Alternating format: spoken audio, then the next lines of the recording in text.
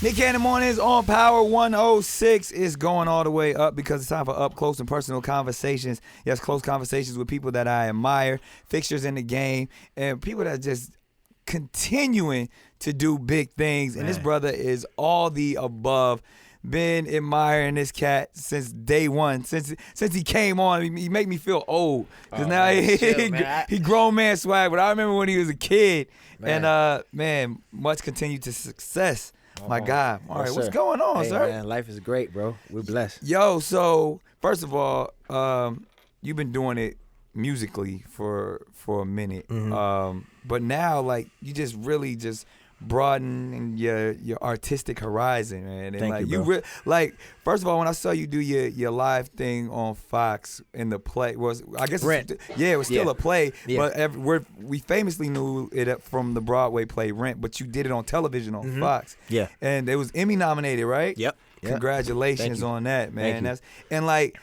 As someone who's always admired your gift, specifically as a singer, to watch you sing musical theater but still bring your whole swag to, I was like, yo, that dude's talented on so many levels. It was crazy, you know, and thank you for the praises, but you paved the way for a lot of us, you know what I mean, to doing what we're doing. You know, I remember we did a couple events when I first started. Yeah. And Nick, I limousine picked you up and then picked me up. He had like 20 books in his book bag. And I was like super young and I was like, yo, what you reading? He was like, man, I'm reading everything. Yeah. And I was just like, yeah, it's dope. But nah, man, just, you know, it's for us. We got to continue to push the envelope and challenge ourselves to show the generation, like, never get complacent. Absolutely. You know? And you've been resilient, man. Someone who actually, I feel, doesn't get enough credit for everything that you do, but now you're on Empire. Like I said, you did Rent. Records still going crazy. I remember it's so dope too, and I want to ask you about this experience because we was on the Scream tour together. And now to come back around and be out there on the Millennial Tour. Tell me a little bit about that. It was nostalgic, you know what I'm saying? Because of these same people that we did the Scream Tour with, these same fans that came out now grown. They got kids. They can stay out late. They, you know what I mean? They got different responsibilities. That made me feel old, man. I was just saying, but because literally, like, they were screaming little girls. When we first went out, and now they're grown women with their own kids. It's just a testament to like how true art lives. You know what I'm saying? And real talk. We continue to like plant these seeds, and you know, hopefully, if we're blessed enough to be healthy and still living and still doing this, till we don't want to do it no more. You know what I mean? And having those. So it was really just a testament to that, and also the strength of that era. Right, yeah. Where it wasn't no social media. It wasn't, you had to come to a show. You had to buy a piece of merchandise. Right, you know right. I mean? You had to meet your... The closest you could get was voting on 106 in Park. That's it. You know what I'm saying? So it just brought that whole thing back, you know, and it inspired me musically again too. Not that I wasn't, but just in a different way. Yeah. You know, to get back in the lab as I'm shooting Empire as well. Yeah. So obviously you are doing the television acting thing, but the inspiration of music, I mean, that feels like that's always going to be in you. And I feel like we hear all of these conversations, man, about who's the best, who's the king, but ability-wise, just even career aside, because the hit records, all of that, but I don't think you get enough credit as a vocalist, as someone who, you know, tries to study singers, like your ability as a vocalist, from your range to your control, like, and you don't really stun on them, but because right now today is really not about the ability or the singing, but your gift, man. Is that trained? Where did it originally start? And then why you don't be flexing on these niggas harder? right. Nah, yeah. I mean, I think it's a time, like, it's like, because I think some of it's corny, bro. Right, like, you know what I'm saying? I feel that. I never, and I'm gonna get to like how I grew up with music and all that. Yeah. But like, I just feel like a lot of things people be doing on social media be corny. Right. You know what I'm saying? I feel I'm like, you don't is have that to gonna show be off important? Your ability. Yeah. Is that gonna be who am I flexing for? Right. You know what I mean? I'd rather flex with success. I'd rather flex with on the project. I come up with. Like, who so it's am not I a competition based off. It's of a competition. Don't get me wrong. It is. I think it's always a competition. Right. But I think the bigger competition is we in competition with ourselves. You know what I'm saying? But I get what you're saying just in terms of that. But it's like I would feel corny doing that. Right. Personally, because I've never been a clout chaser. Right. And I see clout chasing going wrong, and I'm like, that's why I don't do it. Yeah, but I think and again, you know like I gotta give you your flowers while you here. Like when it actually talks about like ability of actually singing. Yeah, like it's not like I think people get like because people don't know what a good singer relevancy is. mixed up with ability and skill. Yeah, like people don't know what a good singer is. Yeah, and it's often I ask people like, yo, who's your favorite singer? And they're like, why? And it be because someone sings their favorite song, right? But it's not because like, yo, that person can actually just pick up a mic, no matter what you thought, and go in. Yeah, I mean, there's a lot of good, like it's good singers everywhere. Like if you go on internet, you'll see people doing covers, like people that don't have deals that can From kill church. anybody. Yeah. Right? But it's really about like how do you stay relevant for a long term? Like how do you survive? Longevity. How do you preserve? Yeah. That's what it's really about. You know what I mean? Okay, But I get. I feel you though. So where did the singing start for you? Yeah. Home, man. Like in my drawers at 4 years old. Right.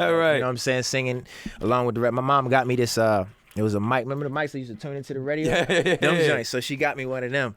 And I was like waking her up at 4 a.m, singing along with the radio. And she noticed that I had like a natural ear. Right. And so she, in her mind, she thinking like, okay, music. That's the way I keep him away from the streets. That's the way I keep him away from growing up like his cousins or like people that she loved. You know what I'm saying? So she always kept music close to me. My grandmother played all types of music around the house, from Marvin Gaye to Donny Hathaway to, Nat King Cole, like all that type of music, and then gospel. And then my mother played more like the hip hop, like the Pacs, the Biggies, the Wu-Tangs, the Boyz II Men, the Joes. So I kind of had both of those influences. Nah, that's dope. And then obviously you step into the game. Was Just a Friend the first thing that, like, to me, was that like your hit record, or was it how long were you cooking up before we heard that record? So honestly, I hadn't really done a lot of sessions, right? Really? The first song I did in a session was with Fab, and it was on a Dr. Dolittle 2 soundtrack, and it was called Tamika. Oh, yeah. Tamika, hot shit, rock shit, got shit, now she's about to blow your spot, chick. Yeah. That joint. And then the next record I really did was working on the album with Just a Friend. Wow. And Just a Friend wasn't even my single. Wow. That was Usher's single. Word. Just a Friend was Usher's single. That's crazy. It was Usher's. I think it's an interview of him talking about it, but like, I don't know why he turned it down, but they had started on the production for the video and everything. Wow. And like, I came to LA and I was working with Warren Campbell, Harold Lilly. He played me the record, and I'm like, yo, this is my swag right here. This is like, cause I'm like, I got braids. I'm like, the boy next door just came from Baltimore. Like, it just made sense. And the whole album was kind of like that energy. Right. You know what I mean? It was just like, what's going on in your life right now? You traveling on the road, you want to go home and get your hair braided, but you can't. But we're going to write a song about it. Like, you know what I'm saying? It was like very raw like that. So. And you was a kid then, man. I remember those days. 14. And one thing I remember when you first came out, and it's still to this day, people get confused. It was like, is his name Mario or Mario? And like that was like, and how did you answer that? And how did you handle that? Because back then I was living in New York, right? So the accent, everybody was like, yo, Mario, yo, that's my Mario, but it's Mario. You know what I'm saying? So I think it was like a New York thing because I was spending so much time in there. When I got adopted, I lived in Jersey, New York, and all that. So, yeah, but it's Mario. Yeah, and one thing I learned about you and being, you know, us kind of getting close on the road and stuff, like just your dynamic and your resilience as a human being, man. Like you've had a real life, even though we've known you since you were 14. You've gone through some ups and downs just in your personal life, and you've always been able to just carry it well. You know what I mean? Like knowing that from whether it's family situations, whether even as an entertainer, like you said, from being adopted, coming from Baltimore, all of those things, man. And you're one of those stories. Like, man, I always say I can't wait until we get to see them tell Mario's story, man. Because everything that he's been, and still to come in here with a smile and still be so positive, man. Where does that come from? Man, thank you, man, for acknowledging that. You know, I think it has a lot to do with my upbringing and my grandmother, I would have to say. You know, I watched her work 3 jobs and take care of 18 people living in one household and her mom. You know what I mean? So she like really instilled that sense of pride and that sense of like hard work. Never complained. She never complained about anything. I would go to work with her after church. Right. And she cleaning floors and like, you know what I'm saying? So like that spirit that you can't break, even when she got sick and she had colon cancer. You know, just seeing her spirit, even on her deathbed, was just like, how? Like, who are you? Like, she's you know, still resilient, that immortal spirit. I think that's what keeps me just, no matter what, just pushing through. You know Right, what I'm right. saying? And also just being from Baltimore, knowing that like it's dudes in Baltimore that don't have no guidance. They don't have no nut. So having this opportunity, there's nothing to complain about. Right. You just learn. You work hard. You learn. You know, you realize like we live in a country where it's like it's every man for themselves sometimes. And even if you got family, sometimes family don't know how to be there for you. Right. Because they don't have the knowledge or the understanding. So it's like when you're blessed with, as you know, that role to be a leader, it's like, you know, you kind of got to wear that with pride and know that is there for a reason. Yeah, and I've seen you handle situations as a young man with so much wisdom and so much poise, and I was like, yo, how does he know how to even do that? And like when you speak of it, it's like having that influence of your grandmother, maybe having that old soul, and even in your career, watching you just maneuver and now stepping into acting in a real way, because that's the thing, when someone sees a singer or entertainer go into acting, they're like, all right, let's see what he's gonna do. But you doing it for real, man. Tell me about Empire and your character. So the whole experience with that, I did a couple, you know, auditions for different shows and things like that, but Empire and the character felt like it was tailor made for me because of, I think, the humble beginnings he had, right? Like me kind of applying that from my life to the character, you know what I mean? And the fact that it was like the last season, basically. Right. And they was like, yo, we want to get somebody that has experience. Right. That, you know what I mean, people wanted to see on the show. And a lot of people was like, yo, you should fuck with the show. You fuck with the show. So that's kind of how it happened. And that, as we all know, it's been a great legacy of Empire, and shouts out to Lee Daniels and everything he's done. But then even knowing that this is the last season and that you have such a strong character on there, like, we want to see more. Is there conversations of like, yo, how do I take my acting career to the next level? Hey, have you had them conversations like, Lee, come on, man, I need my own show? I haven't sat with Lee yet. I only met Lee one time. Oh, okay. So I haven't sat with him. I don't know what he's working on right now. But just in terms of like sitting with my team and really like, as you know, it takes a lot of time and energy to get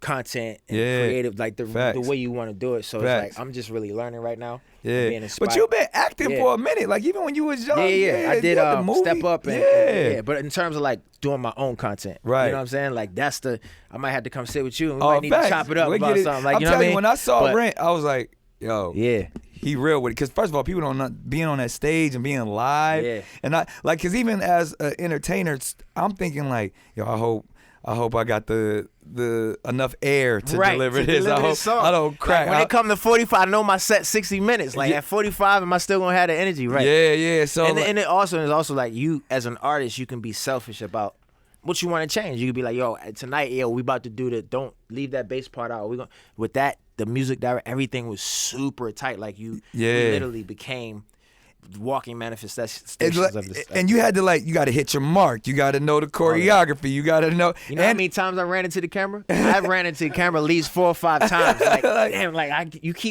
we missing marks because they change. Sometimes the camera over here might got changed and he got to change. So you kind of got to pay attention to everything that everybody's doing, as well as listen to for your, you know what I'm saying? So definitely.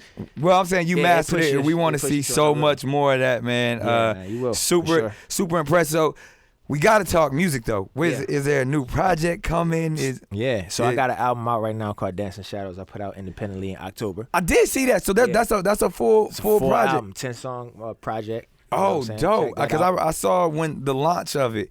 So I got down. Of course, I'm in the lab now cooking up something crazy. So that's be on the lookout for that soon. Now, being someone who's been in the game and like you said, you going the independent route. Is that something where like, yo, I'm taking my career into my own hands, forget what these labels say? Is that a grown man move? Or is that just really just like, you know what, I can't wait on them, I'm a do it myself? I think it's a little bit of all of that, you know, and then realizing the times that we're in. I mean, if you don't have a strong sense of like support from a label as an artist, like it can get real discouraging. Right. And it just energetically, it could just be. So for me, it was a blessing that I was able to get out of my deal and kind of like tread thin and figure out, okay, what do I want to be as an artist? Because like today is like the most important thing is your relationship with your fans and like people really fucking with your music in a real way. You know what I'm saying? So it's like for me, it's now like studying and like really figuring out what direction I want to go in and what level do I want to compete on? Yo, you know what I mean? So, but no shout to labels on it. Like I think that if you are artists who are like a super pop artist and you need that level. You need the machine. Yeah.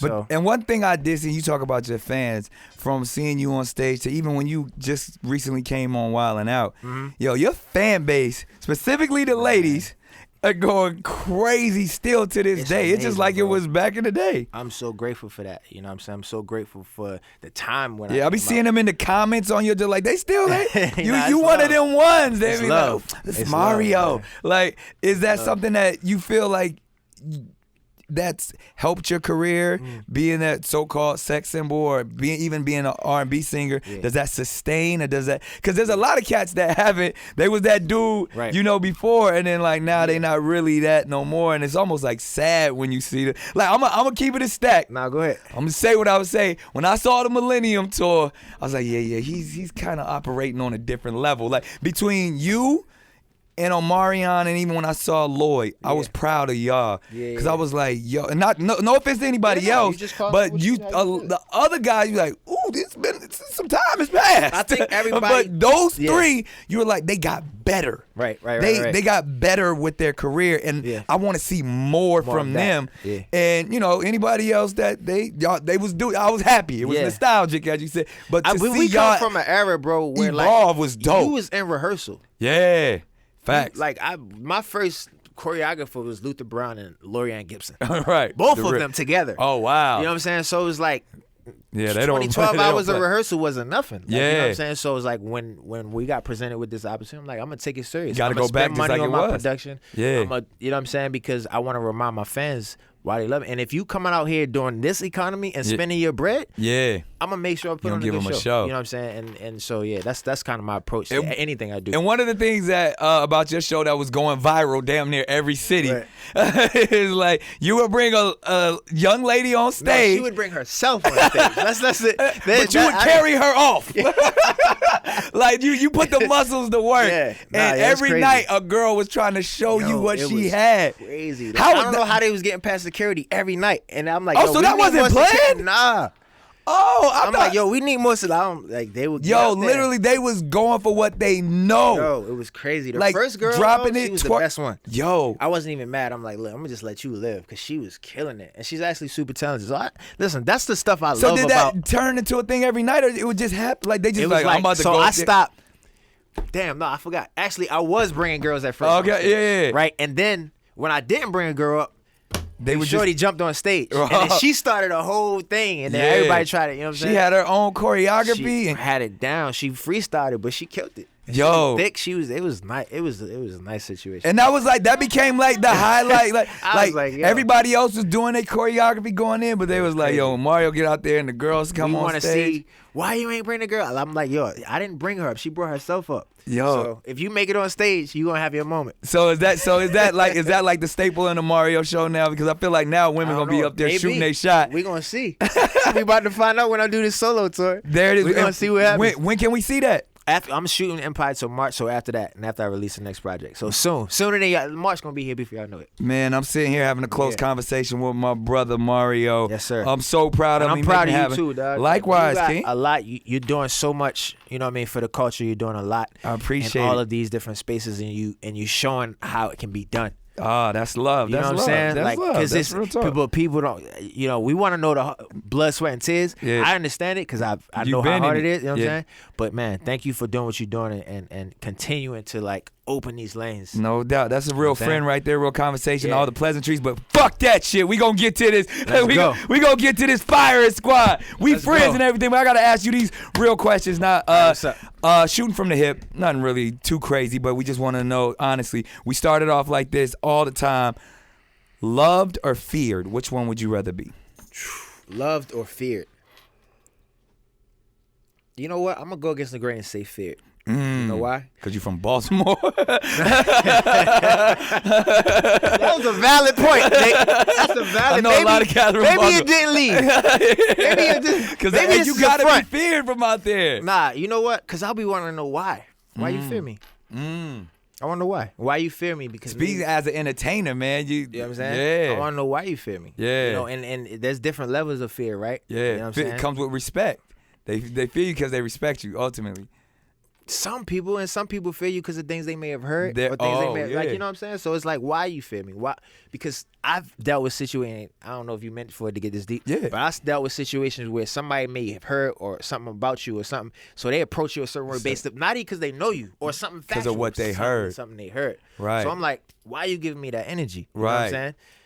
And that's protecting your own energy and controlling. I dig that. I rock with that. Things, Speaking of love, love can be fake. Absolutely. You can't think I'd rather you don't fake me with the love. You might think love is real and it's not. So it can be tricky both ways. Absolutely. Now, speaking of fears, what's Mario's greatest fear? I don't even know that I know yet. But I would say my narrative being controlled, which is why I'm not a troll. And I can't, like, I don't even know how to. If I try it, right. Might come off crazy. In real talk. Like, nah, that's real. Yeah. Nah, all right. Lighten it up a little bit. Favorite movie? Oh, man. My favorite movie, Silence of the Lamb, probably. What? You went dark. That's the first movie that came to mind. Nah, probably because I'm writing a psychological thriller right now. Oh, word? I would say, because it's classic. Harlem Nights. Okay. Harlem Nights. Boomerang. Damn, I got too many. That's a lot. That might be. I might have to go with you on Boomerang. That's one of my Anything Eddie from the 80s, early 90s, I'm definitely rocking with. Eddie, but you said Silence of the Lamb. Silence of the Lamb. Anthony, that's a good movie. Anthony Hopkins, Jodie Foster. That's a real one. Shouts out to Hannibal Lecter. Best piece of advice you've ever received? The best piece of advice I've ever received probably was from Ray Lewis, man. Okay. Baltimore? Yeah, back to Baltimore again. Me and Ray were talking just about character. And I remember being young and telling me, like, you know, that there's going to be a lot of times where your character was going to be challenged in certain things. But, like, you know, really just stand true to who you know you are. You know what I mean? Because the thing about, like, and that was that, but now I'm taking it to now. And the thing about now is where I feel like people try to change so much about themselves to fit a certain standard. Yeah. But you're going to be judged either way. Facts. You know what I'm saying? So I think that focusing on the people that you love and your work and letting your work speak for itself and then being consistent as a person. You know what I mean? Consistency. That's what's up. Yeah, so that's probably, that's something that stuck with me. All right, worst piece of advice you've ever received? One more drink ain't gonna hurt. Just go ahead, go in. Hey, this Hennessy, man. This ain't gonna hurt. You got that? You got that, bro. Nah, man. Cut to the next morning. Yo, right. I feel you. All right, so favorite breakfast cereal? Oh, man. Captain Crunch, bro. Crunch berries, no crunch berries. Crunch berries, man, of course, with the ice cube and the with milk. The milk gotta be cold. Yeah. If you don't got no milk, like ice in your crib, I will leave your house. Really? To go get ice. To put in the cereal. 1,000%. It's happened millions of times. I gotta have ice in the cereal. Wow. My mom got me hooked onto that. Wow, I've seen people do that. It's because different. I used to, because I'm not the biggest milk fan, like especially I drink almond milk. Yeah, I don't rock with dairy at all no more. But as a kid, milk always freaked me out, so I would water it down with ice water, sometimes milk, because I didn't like milk was too thick. So I didn't know I wanted it cold, but now that you think, I just thought I needed it watered down. You and probably plus, wanted we it grew up in the watered hood, down we didn't really have milk, so you had to like add the cold water to the milk and shake it up. Don't drink all that milk, you better mix it with water. Exactly, that was my vibe. So, all right, I'm gonna go with crunch berries. Yeah, I gotta go with the crunch berries. There it is. Favorite cuss word? Shit. You had to think about it. Like, I probably say fuck. Yeah, I say fuck out of here. Fuck out of here. Fuck out of here. That's what's up. All right. You're on an island. You only can take 3 things. What's Mario taking with him? My Juicy Beets. Oh, you went spiritual on your. Gotta take them. They were given to me by a shaman like years ago. Oh, word? Yeah, they're like 100 years old. And you keep them with you all the time? Not all the time. I got them home. Yeah. Those, and this is 2020. Yeah, going in. I'm gonna say those. You take anything you want. I'm stuck for the rest of my life on the island. It's up to you. Okay. You might go there and start your own city. I am gonna take my laptop. Okay. Smart move. And a mic to record things. Okay. Yeah, cause I'm gonna make something. The illest album. It's gonna be like an album with just nature sounds, all nature sounds. Singing through nature. I feel I'm that. gonna use crickets. I'm gonna use all of that. Yeah, I'm making a crazy album. That's fire. Now speaking of, this is part of the firing squad, but I really want to know this as well, just based off of your inspiration. somebody who I truly respect as a singer, who are your top 5 inspirations, or top 5 R&B singers, or just singers in general? Joe. People don't give him the. Just crazy that you say that, because you and him are the ones I was like, vocally. Yeah, Joe's people be like, y'all need to tap in and see what them cats is doing. Yeah, Joe's crazy. Yeah, Brian McKnight. Shouts out to B McKnight. I know I'm gonna piss some people off with this list, but this is your inspiration. Right, so you're not saying Joe, best or nothing. Joe, Brian, McKnight, Boyz II Men, all of them. All of them. All of them, bro. All right, Wanye or Sean? Because I know those are probably. I'm gonna say Sean, bro. Yeah, see, he's another one. I feel Sean. like shout out to Wanye, he get the love, but Sean his Joe placement is crazy. Yeah, it's crazy. You might be really making an R&B album over there. I'm just saying, I'm studying. Right. That's it. Joe, Sean, and then I'm gonna say Music Soul Child, man. Another one. I said this yesterday. Music Soul Child, because I was listening to his album the other day and I could not turn it off. Right. And like, he got classics. His tone, his classics, his pen is crazy. Yeah. And then it's just stuff that we, like the way, because I remember when music first came out, I was like, oh, he got a little hip-hop vibe. That was when Neo Soul was kicked. But then when you go back and listen to them records like Love, or and then you listen to his Control, yo, to teach me, like he'll start. Jeffrey, how could you go? That joint from the first album, that's because it's crazy. so effortless. He'll start way down here, right, and then be here by the end of the record. Like, yo, it's like a painting. Yeah, it's like a Picasso. And his definition, and like I remember even working with Kehlani early on. That was one of her favorite artists. I love Kehlani. And then you see the inspiration in like just someone who's just effortlessly on the mic. Right. And because it's so effortless, you don't see all of the talent and detail that goes into somebody. Right. So I'm rocking with you. I think you got one more. Skill to that. Yeah. One more. Wow, dog, this is tough. All right, so I think the last one I'm gonna go with is Tevin Campbell. Ooh. I gotta go with Tevin. That's shouts out to Tevin. I just saw him. He seemed like he was back doing some things recently, some acting stuff. But yeah, I would say Tevin, man. He had, like, I remember as a kid singing his records at talent shows and stuff like that. So I would love to hear a Mario version of "Can We Talk." That might be a vibe. Yeah, right. Then if they gonna clear it, I use a sample. Yeah. Clear that joint. So can we talk about that's that Babyface or who's? Yep. Yeah, that's. Yep. Either Babyface or Jimmy Jam and Terry Lewis. They was writing all the hits back then. They were. Yo, Babyface got over 100 number ones. That's crazy. Yeah, that's people sleep on Faith. He's definitely one of my inspirations too. Number ones, bro. Like he ain't got to worry about nothing when it comes to them publishing at all. Absolutely. So we still in the firing squad. We always most prized possession. Most prized possession is probably my heart. See, just like an R&B nigga. You know what I'm saying? Because it's like when I think of the prized, there's a lot of things I could think of material wise. But yeah. Hey man, I'm sticking with what I said. You know what? Last question, but on piggyback of that, the one word that best describes Mario. I would say multidimensional. Okay. Yeah. And that's what you're stepping into. Facets, yeah. We see it from the spirituality. Yeah, we see it from who you are as an entertainer, acting, singing, doing big things, man. I'm super proud of you. Thank you, Nick. Keep going, King. Thank you.